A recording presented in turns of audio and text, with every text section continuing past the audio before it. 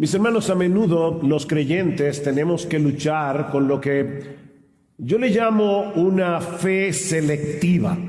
Es decir, somos capaces de confiar en las promesas de Dios cuando estamos enfrentando un problema cuya solución todavía parece estar al alcance de la mano. Pero cuando nos enfrentamos a una situación aflictiva que, humanamente hablando, no parece tener solución o que se extiende más de lo esperado, entonces nuestra confianza en Dios comienza a tambalear.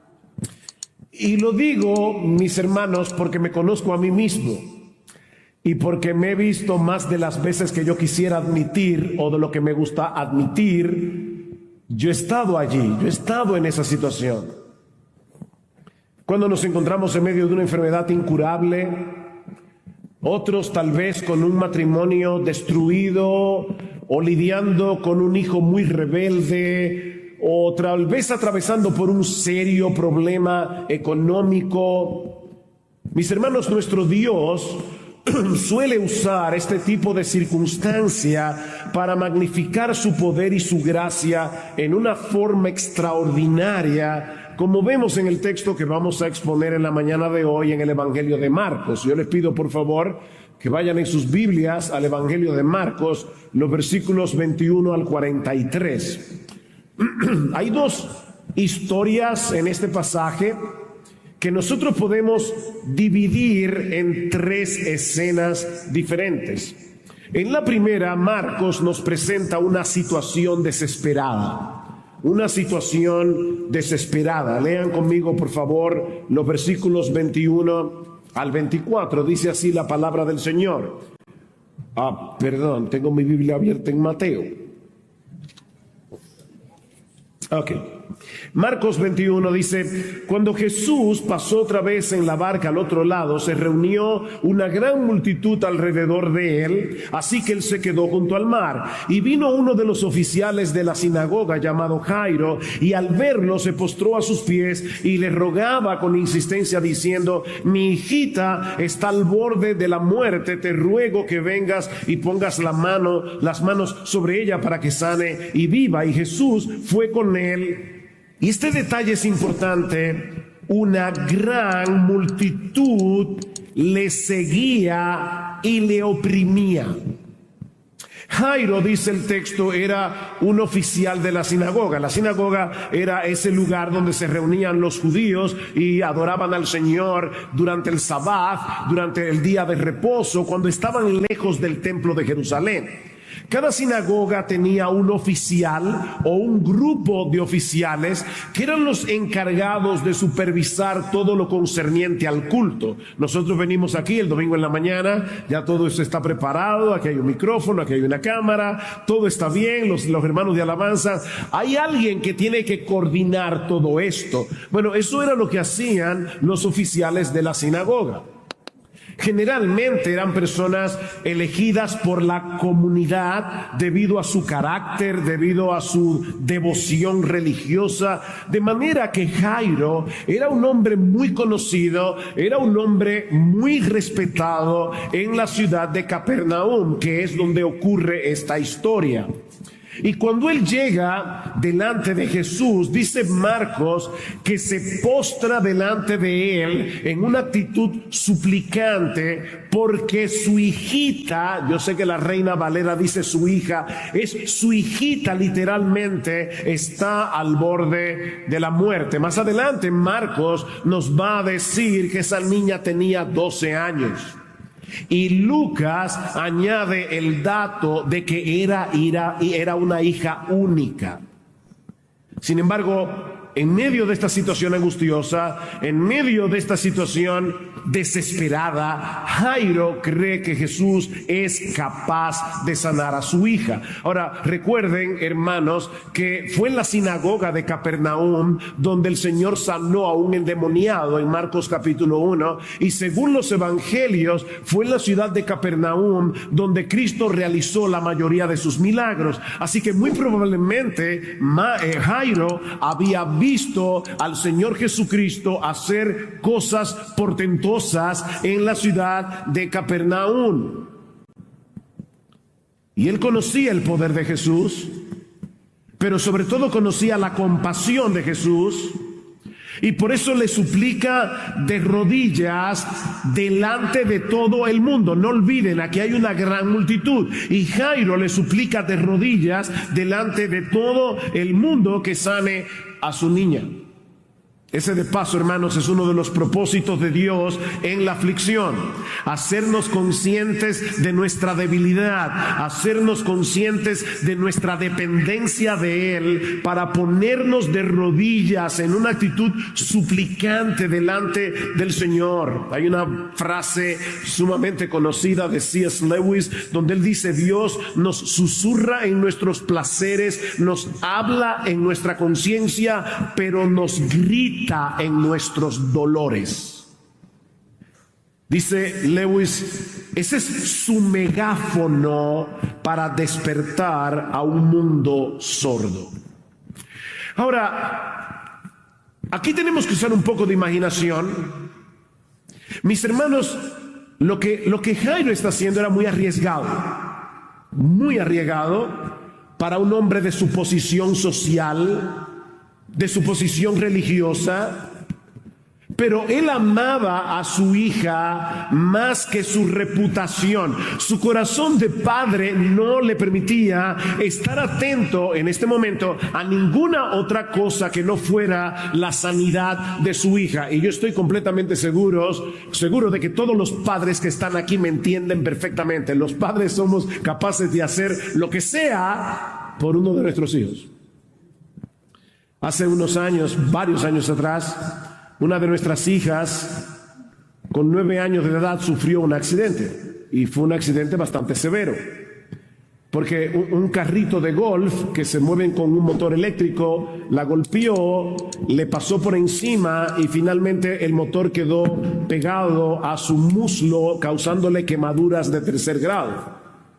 Y yo recuerdo cuando a nuestra niña había que hacerle la cura. Yo no sé si ustedes han tenido la experiencia de ver cómo se cura a un quemado, pero eso es muy doloroso. Yo recuerdo decirle al doctor en aquel momento, le decía: doctor, si usted pudiera darme una pastilla que permitiera que el dolor de mi hija se pase a mi cuerpo, yo me la tomaría de inmediato. Los padres somos capaces de hacer lo que sea por causa de nuestros hijos. Y Jairo tenía una última esperanza en la persona de Jesús. Una última esperanza en la persona de Jesús. Jairo sabía que no tenía mucho tiempo para estarse preocupando por guardar el protocolo de una persona de su rango. Él iba a hacer todo lo que estuviera a su alcance para salvar la vida de su hija, aunque eso le costara perder su reputación. Pero entonces, hermanos, ocurre algo inesperado que pone a prueba la fe de Jairo. Una mujer enferma se interpone en el camino, deteniendo el avance de Jesús, que recuerden que ya era lento de por sí, porque la multitud lo oprimía. Yo imagino a Jairo con el corazón a 1000, deseando que Dios abriera la multitud como abrió el Mar Rojo para que Jesús pudiera avanzar. Y ahora de repente Jesús tiene que detenerse por causa de una mujer enferma. Vean los versículos 25 al 26, una escena que yo he titulado Una dilación inquietante. Ya vimos una situación desesperada, veamos ahora una dilación inquietante, versículo 25. Y una mujer que había tenido flujo de sangre por 12 años y había sufrido mucho a manos de muchos médicos y había gastado todo lo que tenía sin provecho alguno, sino que al contrario había empeorado, cuando oyó hablar de Jesús, se llegó a él por detrás entre la multitud y tocó su manto. Hermanos, la providencia del Señor a veces es tan extraña, es tan misteriosa. ¿Cuántos años tenía la hija de Jairo? 12 años. ¿Cuánto tiempo tenía esta mujer sufriendo de esta enfermedad? 12 años. Así que muy probablemente el mismo año en que esta mujer enfermó, nació la hija de Jairo. Y la vida de estas dos personas comenzaron a correr separadas la una de la otra hasta que de repente se encuentran en la persona de Jesús. Impresionante. Dios había orquestado las cosas para que la enfermedad de esta mujer, que había empezado 12 años antes, pusiera a prueba la fe de Jairo 12 años después. Uno no tiene ni idea de lo que Dios está haciendo en la vida de cada persona. Esta mujer no solamente tenía un serio problema de salud, ella tenía un serio problema social y un serio problema religioso. Cuando una mujer tenía la menstruación, según la ley del Antiguo Testamento, permanecía por 7 días ceremonialmente impura y no podía ser tocada por nadie. Una impureza ceremonial no implicaba nada pecaminoso, sino que le impedía a la persona afectada participar en la adoración en la sinagoga o en el santuario, ir al mercado, estar con las amigas, tocar a la gente. Mis hermanas, a ustedes les hablo. Esta mujer llevaba 12 años sin poder vivir una vida normal. Aparte, me imagino la debilidad que ella tenía que estar padeciendo por causa del flujo de sangre. Esta mujer había tenido que sufrir vergüenza, había tenido que sufrir soledad, 12 años sin recibir un abrazo, 12 años sin que nadie la tocara. Y tal vez, porque la gente es cruel, sufriendo al mismo tiempo la incomprensión de la gente que pensaba que tal vez ella estaba pagando por un pecado que había cometido. Todo esto, mis hermanos, suele mezclarse en las aflicciones.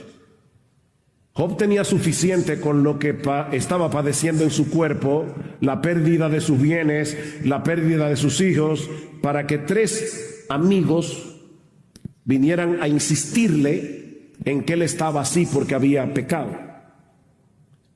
Lamentablemente, hermanos, a veces uno quisiera, cuando llega una prueba, que vengan por turno, ¿verdad? Una hoy, otra el año que viene. Pero Santiago dice: tened por sumo gozo cuando os halléis en diversas pruebas. Y la idea del texto es cuando de repente al mismo tiempo os encontréis sumergidos en diversas pruebas.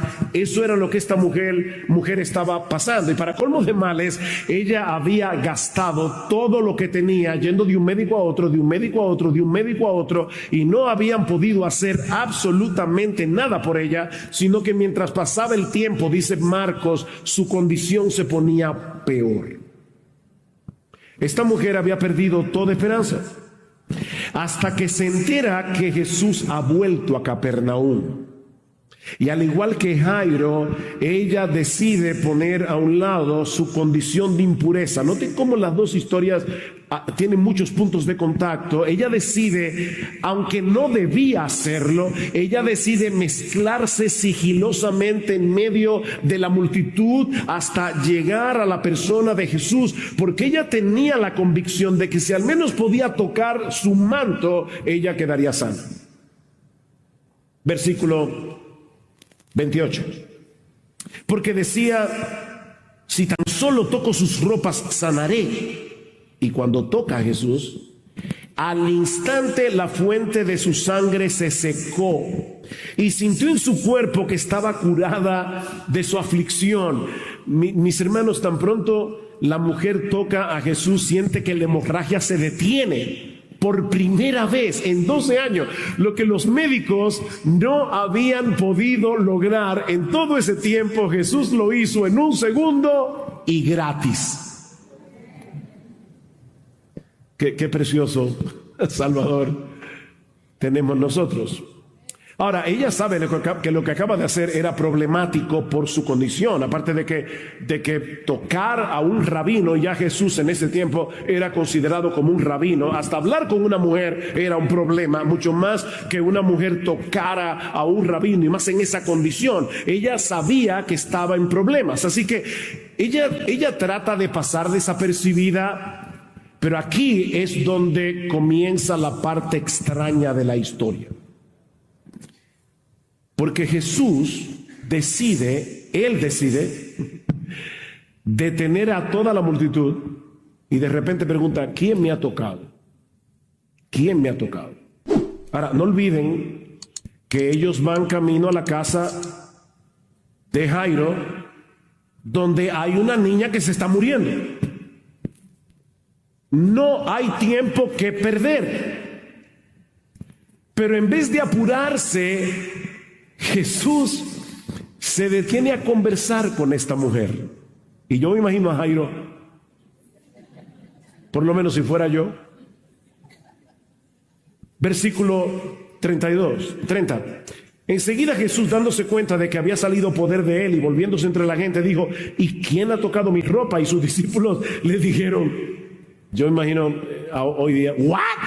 O sea, ¿ves que la multitud te oprime y dices, ¿quién me ha tocado?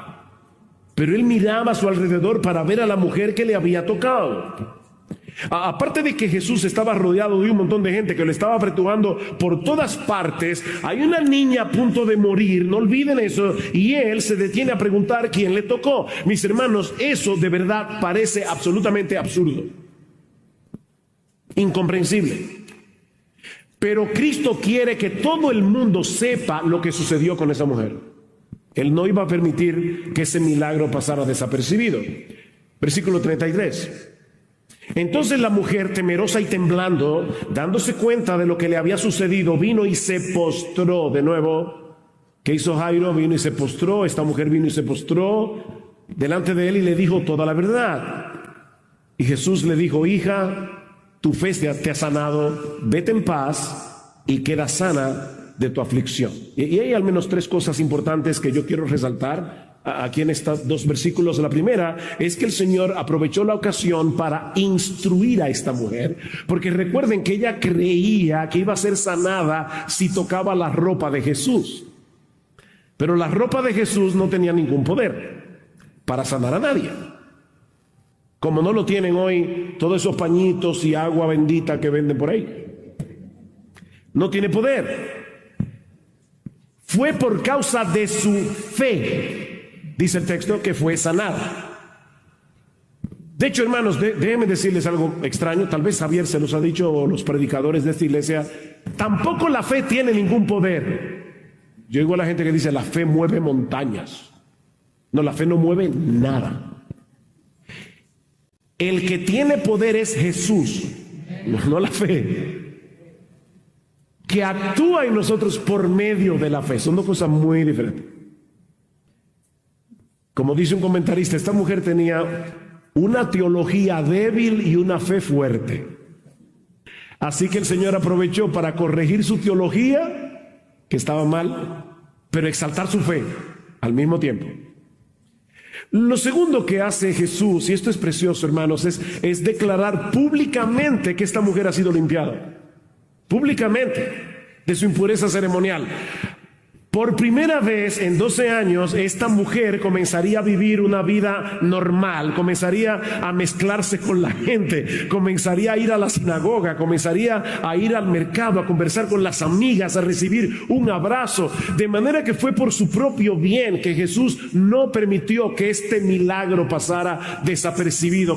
Jesús quería proclamar, esta mujer está limpia.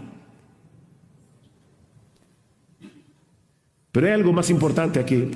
En el versículo 34 hay un juego de palabras que no se ve tanto en español, pero la palabra que se traduce como sanar también se puede traducir como salvar. Es la misma palabra. Ella se había acercado a Jesús para ser sanada, pero había encontrado en cambio sanidad y salvación. Por eso es que Cristo le dice, hija, ahora ella es una hija de Dios.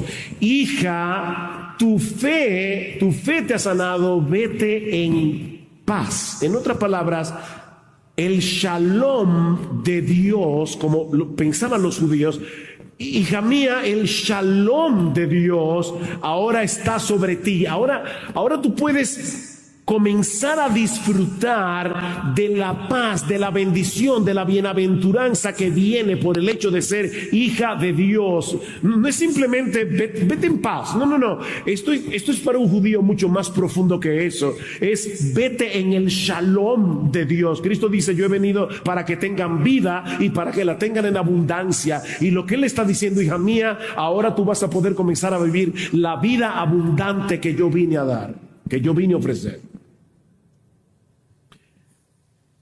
Por 12 años esta mujer había llevado en su cuerpo un recordatorio de la corrupción que todos tenemos en el alma por causa de nuestros pecados, pero Cristo en un instante había removido no solo su aflicción, sino también su culpa y su vergüenza.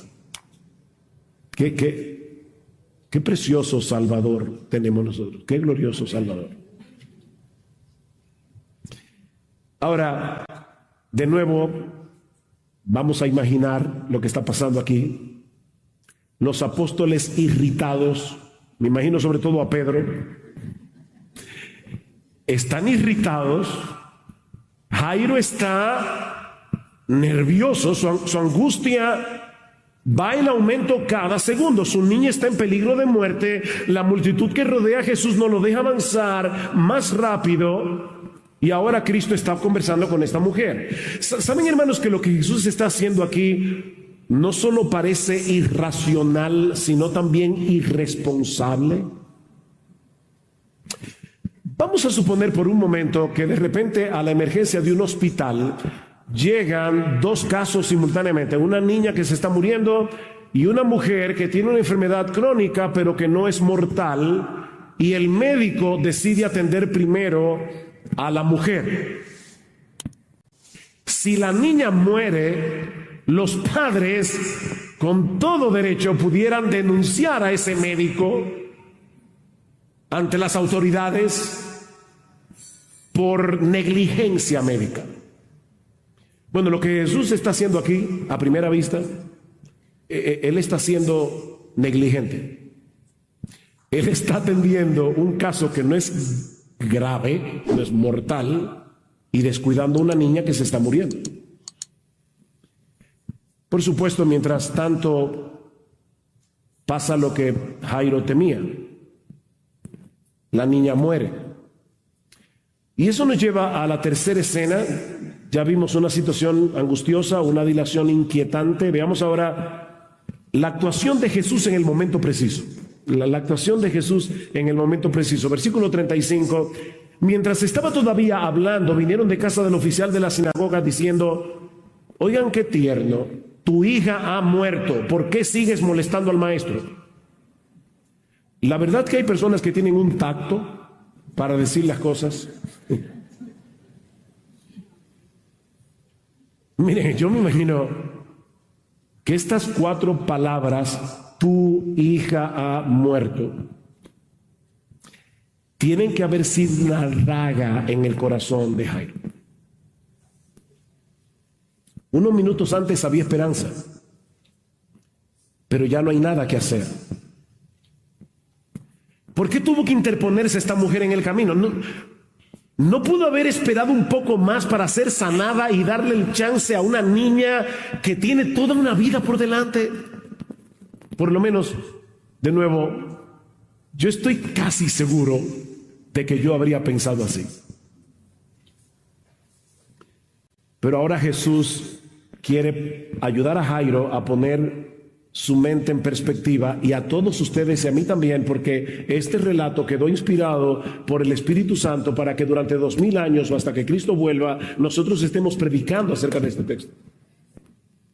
Y ahora Jesús le dice, escuchen esto, Jesús, versículo 36, oyendo lo que se hablaba, dijo al oficial de la sinagoga, 4 palabras también: no temas, cree solamente. No temas, cree solamente. 4 palabras aterradoras: tu hija ha muerto. 4 palabras de esperanza. Mis hermanos, todos nosotros necesitamos urgentemente que el Señor nos ayude a pensar de una forma apropiada, a pensar a través de la fe, porque la prueba produce turbación. Uno quisiera, ¿verdad?, que en el momento de la prueba lo primero que se dispare sea la fe. Pero ¿saben qué es lo que suele ocurrir? Que en una prueba, cuando llega en el momento, lo primero que se dispara es la duda. No nos gusta reconocerlo, pero es así. A un señor le preguntaron: ¿es usted creyente? Y yo digo: no, dudante. Nosotros tenemos una tendencia a dudar. Se dispara la duda hasta que entendemos que Jesús es confiable, no importa la circunstancia. Mira, mi hermano, yo no sé lo que tú estás pasando, mi hermana, en este momento, pero sea lo que sea, si tú eres creyente, por favor no olvides que Jesús es confiable. Por encima de tu dolor, por encima de tu aflicción, por encima de tu circunstancia aflictiva, Jesús es confiable. Yo no sé si en algún punto de esta historia Jairo llegó a pensar que Jesús no había actuado con la rapidez que el caso ameritaba. Si tan solo se hubiera apresurado un poco más, su hija estaría viva. Pero el Señor sabía que no había ninguna razón para apurar el paso. Las cosas tienen que suceder según la agenda de Dios, no según la agenda de los apóstoles, no según la agenda de Jairo, no según tu agenda, no según la mía. Es la agenda de Dios. Mis hermanos, nuestra noción del tiempo nunca es adecuada cuando nosotros tendemos que evaluar la actuación de Dios. Ustedes saben que cada cultura tiene una noción particular del tiempo, y eso impacta considerablemente la manera como reaccionamos. Por ejemplo, los dominicanos somos súper puntuales. Tú invitas a un dominicano a una reunión a las 8 y llega a las 9 en punto. Y yo no sé cómo es aquí en El Salvador. ¿Ustedes son iguales? Más o menos. Ahora, imagínate por un momento que se están casando una dominicana y un inglés. Yo estuve en Londres el año pasado y a mí me sorprendía cada vez que iba a tomar un tren, decía: llega a las 9:04. Yo decía: no puede ser a las 9:05, redondo, no. Y yo lo probaba con el 9:04, ¡pam! Ahí llegaba el tren. Impresionante. Ahora, se están casando, ¿verdad? Una dominicana y un inglés. Para él 5 minutos ya es muy tarde. Para la dominicana y la familia hay una elasticidad como de 60 minutos más o menos, un rango de elasticidad. Entonces llega la hora determinada para la boda, ¿verdad? Ya todos están ahí esperando. En el ala derecha están los ingleses irritados, molestos, mirando el reloj. En el ala de izquierda están los dominicanos hablando, porque para ellos, lamentablemente para nosotros, esto es de lo más normal. ¿Ven cómo cada cultura maneja el tiempo de una manera diferente? Bueno, mis hermanos, si el sentido del tiempo cambia mucho de una cultura a la otra, cuando se trata de Dios, la situación ya es muy crítica, porque, hermanos, el obrar de Dios en el tiempo es absolutamente incomprensible para nosotros. Dios llama a Abraham y le dice, capítulo 15, capítulo 17, le dice: Abraham, te voy a dar 2 promesas. Capítulo 15, te voy a dar un hijo. Capítulo 17, te voy a dar esta tierra. Y en el mismo capítulo 15 le dice lo mismo. ¿Cuándo, Señor? Bueno, el hijo dentro de 25 años y la tierra dentro de 400 años. El tiempo de Dios. Alguien decía, la gracia de Dios nunca actúa según nuestro horario. Y eso es tan importante, hermanos. Cuando estamos en medio del dolor y comenzamos a pedir a Dios, Señor, por favor, ven, Señor, ven, actúa, ven, Señor. Y pasa un día y el día se convierte en un mes y el mes se convierte en un año y en 2 años y en 4 años. Y uno dice, Señor, ¿qué pasa? Yo le decía a mi esposa en estos días, hemos estado pasando muchas aflicciones de diversos tipos.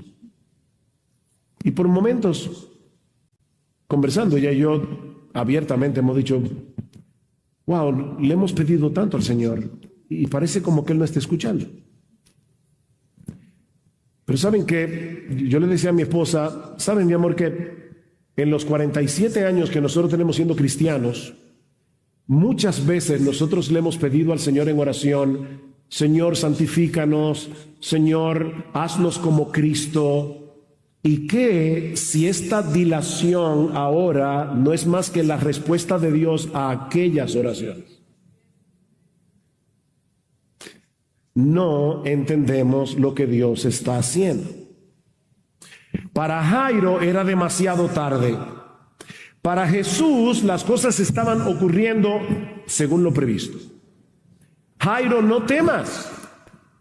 No temas, cree solamente. Mis hermanos, la fe es el antídoto divino contra el temor.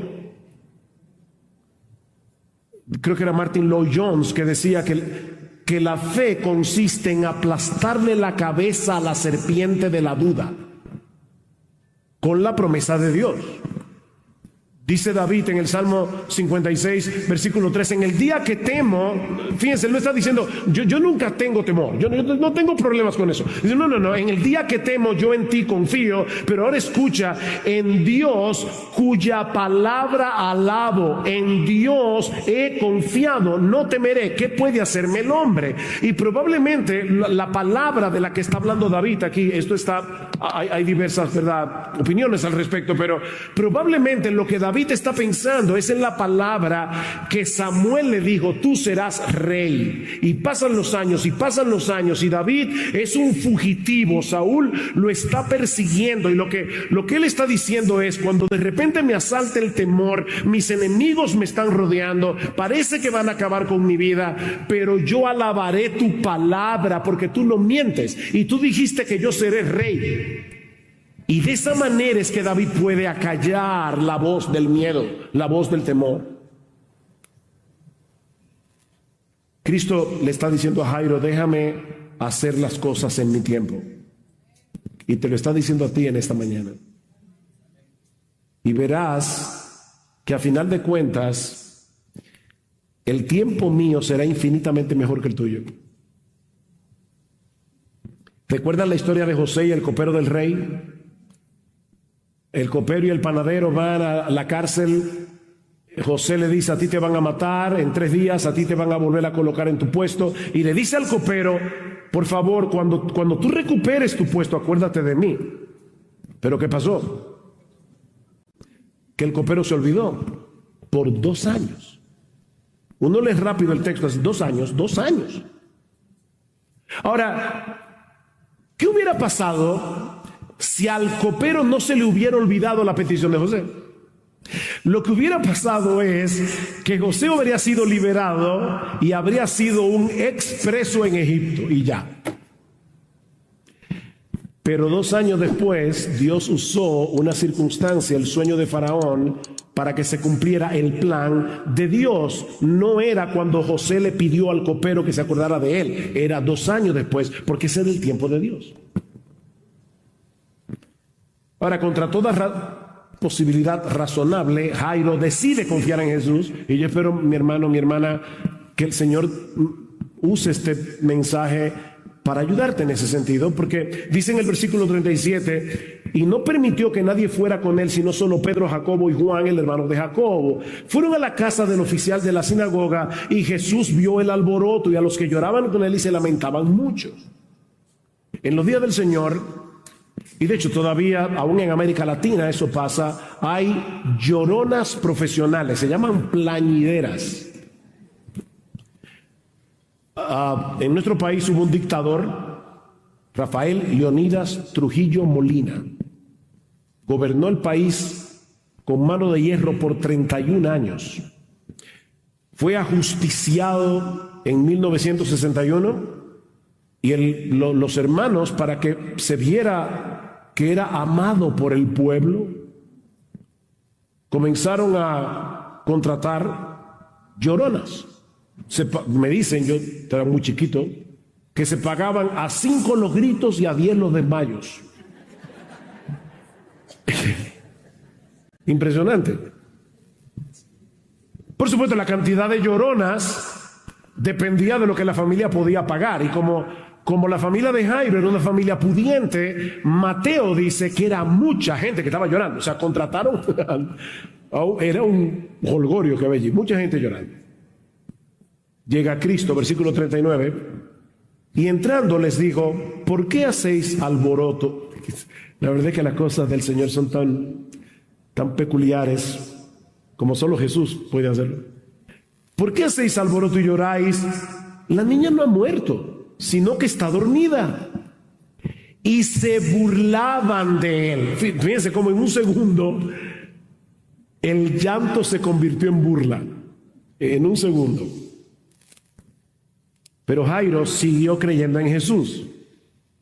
Y lo sabemos porque él y su esposa hicieron exactamente lo que Jesús les ordenó. Pero él, echando fuera a todos, tomó consigo al padre y a la madre de la niña. O sea, ellos todavía no están diciendo: ¿y para qué vamos a ir a la habitación? Ya. No, ellos... Señores, por favor, piensen en eso. Su niña muerta está en esa habitación. Y Jesús le dice: Jairo, no te preocupes, cree. Solamente no tengas temor. Ven conmigo, ven, vamos. Dile a tu esposa para que vayamos juntos, entremos a la habitación. Tu niña está dormida, yo voy a despertarla. No te preocupes por eso. Y entró donde estaba la niña. Y tomando a la niña por la mano le dijo: Talita, cum o cumi, que traducido significa: niña, a ti te digo, levántate. Ese relato me enternece mucho. De nuevo, lo que está pasando aquí, hermanos, es una mezcla de poder, compasión, ternura, todo al mismo tiempo. Y obviamente tenemos que entender este pasaje a la luz de la ley ceremonial del Antiguo Testamento, porque tocar el cuerpo de una niña muerta también hacía a Jesús ceremonialmente impuro. Pero si notaron en el texto, Jesús no toma eso en cuenta y le toma la mano a la niña. Ese dato es importante. Y le dice: Talita. Es un diminutivo para niña, muchachita. Cumi, levántate. Lo que Jesús está haciendo aquí es muy similar a cuando nosotros vamos a la habitación de uno de nuestros hijos y le decimos: mi amor, ya es hora de ir a la escuela, levántate.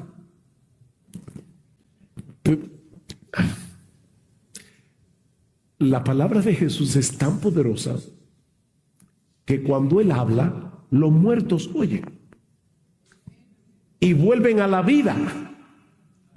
Versículo 42. Al instante la niña se levantó y comenzó a caminar, pues tenía 12 años. Y al momento se quedaron completamente atónitos, y entonces les dio órdenes estrictas de que nadie se enterara de esto, y dijo que le dieran de comer a la niña. Jesús está atento a todos los detalles. Él sabía que muy probablemente durante la enfermedad la niña había estado inapetente, pero ahora de repente está sanada, completamente sanada, y vuelve a tener la energía y el apetito de un adolescente. Y el Señor le dice a los padres: ahora denle de comer. El milagro de restauración había sido completo. Ahora, yo no vine aquí a El Salvador a contarles una historia que está en la Biblia. Yo vine a predicar. Hermanos, ¿qué aprendemos de esta historia? Hay varias cosas que ya hemos dicho, pero déjenme decir algunas más, breves. Más allá de la compasión que Cristo le mostró a esta mujer con el flujo de sangre y a la familia de Jairo, estos dos milagros funcionan como una representación visible del Evangelio. Jesús tuvo que entrar en contacto con nuestras impurezas para que nosotros fuésemos purificados, y Él permanecía puro. Cuando la mujer con flujo de sangre tocó a Jesús, en vez de hacerlo a él impuro, ella quedó ceremonialmente purificada. Y lo mismo sucedió con la hija de Jairo. En vez de contaminarse al tocar su cuerpo muerto, el toque de la mano de Jesús hizo que la niña volviera a la vida. ¿Saben que en cierto modo todos nosotros por naturaleza tenemos el mismo problema de esta mujer y de esta niña? Todos nosotros somos impuros, todos nosotros estamos corrompidos por causa de nuestros pecados, y todos nosotros estamos muertos en nuestros delitos y pecados cuando no éramos creyentes. Y así como la hija de Jairo no podía resucitarse a sí misma, y así como la mujer de flujo de sangre no podía sanarse a sí misma y purificarse a sí misma, mi amigo, si tú estás aquí y tú aún no has creído en Cristo, no te has arrepentido de tus pecados, no hay nada que nosotros podamos hacer por nosotros mismos para resolver esos dos problemas delante de Dios. Estamos muertos, somos impuros. La buena noticia del Evangelio es que el Hijo del Hombre se hizo hombre para mezclarse con nuestras impurezas sin ser contaminado por ellas, y luego morir en una cruz como si Él hubiera cometido tu pecado, tus pecados, tus pecados, tus pecados, mis pecados. Recibir la ira de Dios. Cristo le dijo: Padre, trátame a mí como un mentiroso, trátame a mí como un adúltero, trátame a mí como un adicto a la pornografía, trátame a mí como un violador, trátame a mí como un asesino, trátame a mí como un adúltero. Castígame tú, Señor, a mí, para que ellos puedan ser librados. Eso fue lo que sucedió en la cruz. Al que no conoció pecado, por nosotros, a él Dios lo hizo pecado para que nosotros fuésemos hechos justicia de Dios. Justicia de Dios en él, mi hermano.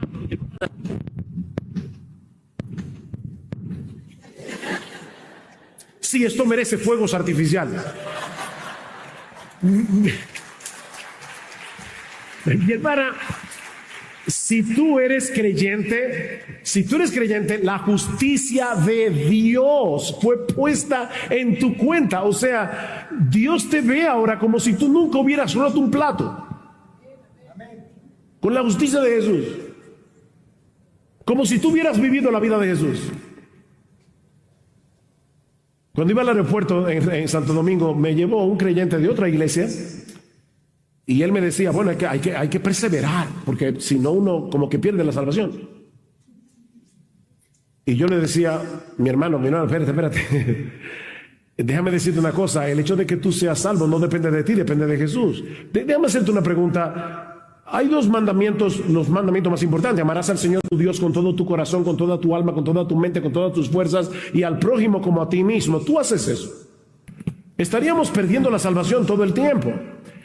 Pero cuando Dios nos ve unidos a Jesús, escondidos en Jesús, Él nos ve como personas que lo amamos con todo nuestro corazón, con toda nuestra alma, con toda nuestra mente, y al prójimo como a nosotros mismos. Obviamente no te lleves de eso para dejar de amar a Dios y para dejar de amar al prójimo. Todo lo contrario, eso más bien nos impulsa a actuar por gratitud, pero no para ganarnos la salvación, no para mantener la salvación.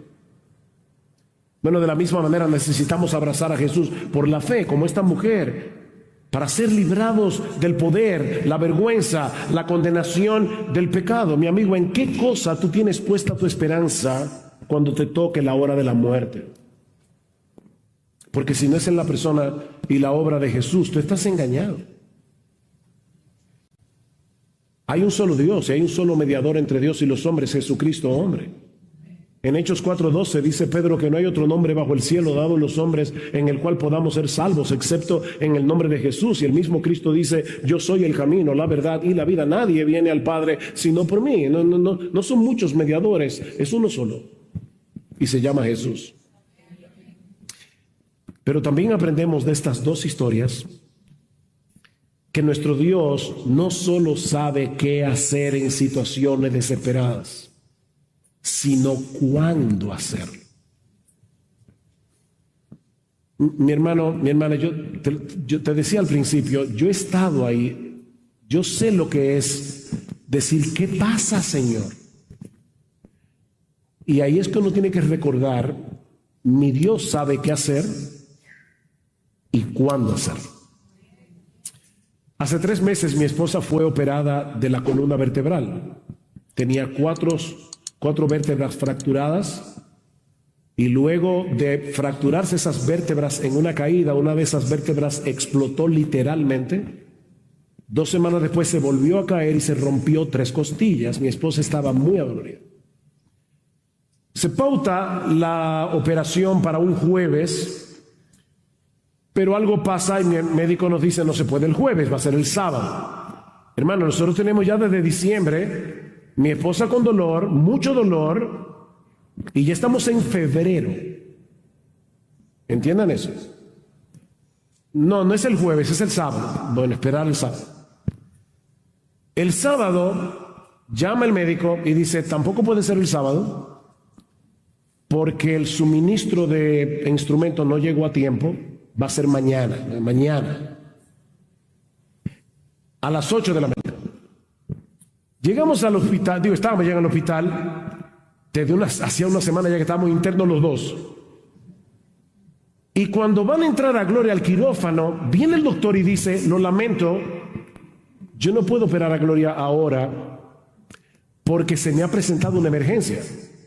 Una niña, como de 12 años, por cierto, que yo operé ayer, de repente se le presentó una hemorragia. Y yo tengo ahora que aprovechar que el quirófano ya estaba limpio, porque para limpiar un quirófano se necesita 1:30. Ya el quirófano está listo. Lo que queremos hacer es usar el quirófano para la niña, pero no para ti. Y Gloria, mi esposa, le dijo, doctor, Dios es soberano, y si Él en su providencia lo ha querido así, esperamos. Entraron a la niña, así que Gloria finalmente entró al quirófano a las 11 de la mañana. Cuando termina la operación de Gloria, me llama el médico, ya ustedes se pueden imaginar, yo voy corriendo a ver qué pasó, y uno de los médicos me dice, ¿sabes eres amigo mío? Me dice, Sugel, ¿sabes una cosa? Gloria, sin saberlo y sin quererlo, le salvó la vida a esa niña. Porque el médico no estaba supuesto a venir hoy al hospital. Era ayer, porque ayer era que iba a operar a Gloria y a esa niña. Así que él no debía estar en el hospital hoy. Pero cuando esa niña entró al quirófano, ya había perdido litros y litros de sangre, estaba entrando ya en un shock y estaba a punto de morir. Dios orquestó todas las cosas para salvarle la vida a esa niña. Lo que a nosotros nos parece una dilación no es otra cosa que el cumplimiento del plan de Dios. Jesús no estaba siendo negligente con esta familia. Esta supuesta tardanza era parte de su amor, porque a final de cuentas les dio mucho más de lo que Jairo le había pedido. Jairo no le pidió a Jesús que resucitara a su hija, era que la sanara. Y el Señor le dio la oportunidad de verlo levantar a un muerto. Wow. Fortalecer su fe y revelársele más ampliamente. No, mi hermano, mi hermana, no es por negligencia que Él no se apresura cuando nosotros queremos que Él vaya más rápido. Es por amor. Si somos honestos, la razón por la que nos abatimos y desesperamos en medio de las pruebas, y sobre todo cuando son muy largas, es por nuestra falta de fe. Y en cierto modo, y yo sé, no quiero echarle vinagre a tu herida, pero en cierto modo es por nuestra arrogancia, porque aunque no lo decimos con palabra, la actitud del corazón es, óyeme, si Dios me hiciera caso. Como si tú y yo tuviéramos un mejor plan que el suyo, o tuviéramos más sabiduría. Y Dios en su amor nos hace esperar para ayudarnos a tener una perspectiva correcta de la realidad y darnos la oportunidad de fortalecer nuestra fe haciendo uso de ella, porque para fortalecer la fe hay que usar la fe. Y para usar la fe hay que confiar cuando todo parece que se está destruyendo pedazos. Él no siempre nos dará lo que queremos, pero siempre nos dará lo que necesitamos. Dios siempre hace lo que es mejor para su gloria y para nuestro bien. Señor, quítame este aguijón, le dice Pablo. Si yo tuviera una mejor salud, Señor, fundaría yo no sé cuántas iglesias. No, Pablo, bástate mi gracia. Bástate mi gracia.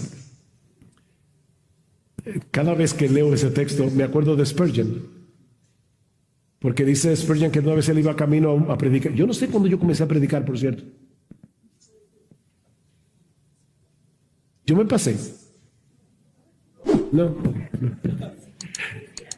Spurgeon, una vez al año no hace daño. Spurgeon va camino a predicar y él está nervioso, el gran predicador Spurgeon está nervioso porque él sabe la responsabilidad que predicar la palabra, y dice él, hasta que entendió la ironía de ese texto, bástate en mi gracia, y comenzó a reírse. Mis hermanos, ¿de qué tamaño es la gracia de Dios? Del tamaño de Dios, porque la gracia es una característica de Dios. Así que es como decirle a una sardina, ¿te basta el Atlántico o tú necesitas más agua? Bástate mi gracia, mi poder se perfecciona en la debilidad. Y ahora, mi pregunta a ti ahora es, mi hermano, mi hermana, ¿tú estás dispuesto a confiar en Jesús incluso cuando tú no entiendes lo que Él está haciendo? ¿Estás dispuesto o dispuesta a descansar en Él? En el hecho de que Él es infinitamente más sabio que nosotros, que en su amor siempre nos dará lo que es mejor.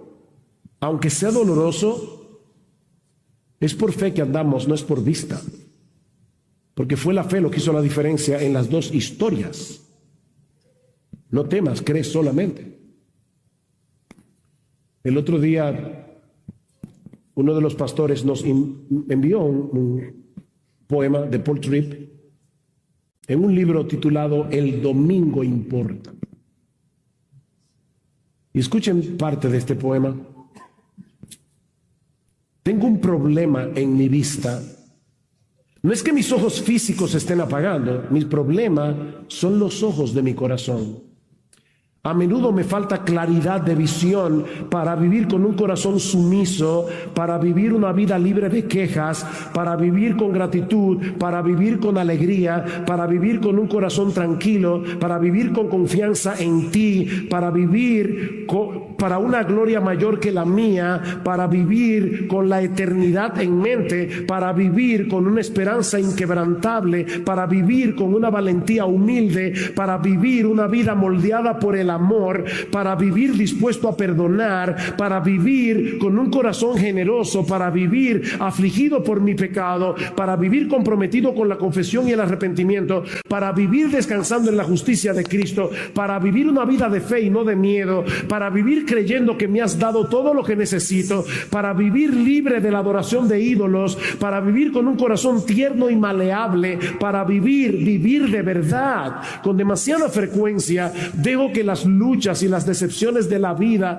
dominen tanto mi visión, mi meditación, mis interpretaciones, que quedo temporalmente ciego a ti, a tu presencia, a tus promesas, a tu poder, a tu gracia siempre activa. Dejo que los problemas me definan, dejo que las decepciones digan quién soy, dejo que el miedo abrume a la fe, dejo que las quejas tomen el lugar de la alabanza, dejo que mi ceguera me haga preguntarme: ¿dónde estás? ¿Qué estás haciendo? Si acaso escuchas mis clamores, si tus promesas son todavía confiables. Dejo que mi ceguera me haga colocarte en la corte de mi tribunal para cuestionar tu fidelidad y tu amor, de manera que corro de nuevo con tu pueblo. no solo para cantar canciones de redención, no solo para escuchar la instrucción de tu palabra, sino para que, ayudado por estas cosas, pueda abrir los ojos de mi corazón, pueda contemplar tu belleza una vez más, pueda tener una visión corregida una vez más, pueda verte una vez más en la gloria de tu esplendor, en la majestad de tu gracia, y habiendo contemplado tu belleza, postrarme en gozosa rendición y levantarme a vivir con la esperanza restaurada y el coraje de una fe renovada. Para eso es que nosotros venimos cada domingo a adorar a Dios junto al pueblo de Dios. ¿Quiere el Señor hacer esa obra en cada uno de nosotros en esta mañana? Y mi anhelo y oración es la misma de Pablo en Romanos capítulo 15, versículo 13, que el Dios de esperanza os llene de todo gozo y paz en el creer, para que abundéis en esperanza por el poder del Espíritu Santo.